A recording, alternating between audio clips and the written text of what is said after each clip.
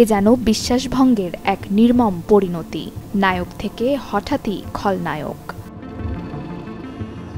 দীর্ঘ 10 বছর ধরে ভোলার ইলিশা জংশন বাজারে সুইটি জুয়েলার্স নামে একটি সোনার দোকানে ব্যবসা করছিলেন সোহাগ বালা। স্থানীয়ভাবে আস্থা ও সুনাম ছিল তার ব্যবসার।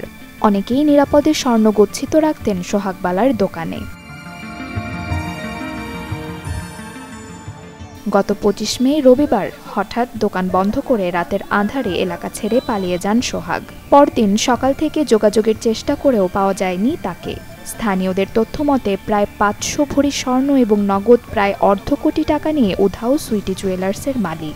ঘটনাটি জানাজানি হতেই দোকানের সামনে জড়ো হন গ্রাহকরা।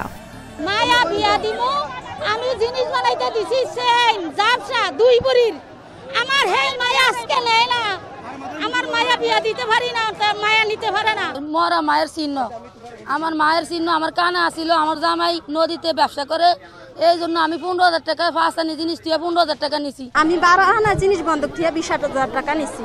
আমি আরো নায়ের ফুল 2টা থুইছি। আমি প্রথম আংটি থুইয়া কই কি আমারে 10,000 টাকা দেন। হ্যাঁ বলছে কি এডিও দেন, আমি না বুঝে হেডিও দিছি। ভাই আমি 2 ভরি স্বর্ণ সোহাগবালার কাছে বন্ধক দিছি। আমি বিভিন্ন ব্যবসা বাণিজ্য করছি, মার খেয়ে গেছি। 5 বারের স্বর্ণ বন্ধক দিছি। হওয়ার পরে বন্ধক 1 ভরি স্বর্ণ টাকা দিছি। সে তারিখ দিছে, টাকা দিব এবং তারিখ মতো আইসা দেখি সে পলাই গেছে। কত কষ্ট করিয়া টাকা জোগাই আইছি, নিতাম বললা আইয়া যে এই জন্য আর ঘরের দোকান তালা মারা। পলাতক সোহাগ বালাকে দ্রুত আইনের আওতায় এনে গ্রাহকদের টাকা ও স্বর্ণালংকার ফিরিয়ে দেওয়ার দাবিতে মানববন্ধন, বিক্ষোভ ও পুলিশ ফাঁড়ি ঘেরাও করেছে ভুক্তভোগী ও তাদের স্বজনরা। QCY Melomax Pro ANC on সব নয়েজ গন। আমরা যারা ভুক্তভোগী আছি তারা যেন আমরা এই সোহাগবালার গ্রেপ্তার চাই, যে সোহাগবালা আমাদের যে জিনিস এবং অলংকার লুটায় নিয়ে গেছেন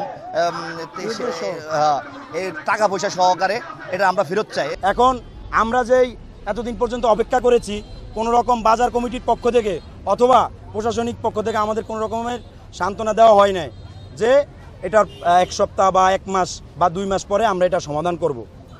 ইভেন জুয়েলার্স মালিক সমিতি এটার দায়ভার নিতে নারাজ। এখন আমাদের দাবি হচ্ছে যারা ওকে হয়তো পালিয়ে যেতে সহযোগিতা করছে তাদেরকে এবং ওকে আইনের আওতায় এনে যাতে সাধারণ মানুষের যে আমানতি যে জিনিস এবং বন্দুকি জিনিসগুলো যেন ফিরিয়ে দেওয়া হয়। সোহাগ বালাকে গ্রেপ্তার ও বিচারের দাবি জানিয়েছে ভোলা জেলা জুয়েলার্স মালিক সমিতিও। আমরা প্রশাসনের কাছে অনুরোধ করব তাদের যে টেকনোলজি আছে এর মাধ্যমে যেভাবে হোক তাকে যেন ধরে এনে আইনের মুখোমুখি করা হয়। অভিযুক্তর বিরুদ্ধে তদন্ত করে ব্যবস্থা নেওয়ার আশ্বাস ভোলা সদর মডেল থানার ভারপ্রাপ্ত কর্মকর্তার। এই সংক্রান্তে আসলে সুনির্দিষ্ট কোনো অভিযোগ এখন পর্যন্ত করে নাই, কিন্তু আজকে ওখানে মানববন্ধন করেছে। তো কেউ যদি আমাদের কাছে সুনির্দিষ্ট অভিযোগ করে আমরা তদন্ত সাপেক্ষে আইনানুগ ব্যবস্থা গ্রহণ করব।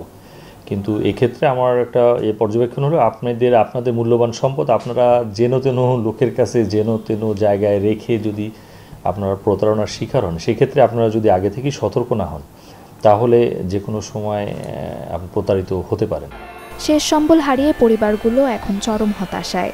আইনশৃঙ্খলা বাহিনীর দ্রুত পদক্ষেপ এবং প্রতারক ব্যবসায়ীর বিচারই এখন একমাত্র দাবি এলাকাবাসীর। Desk report, channel 24।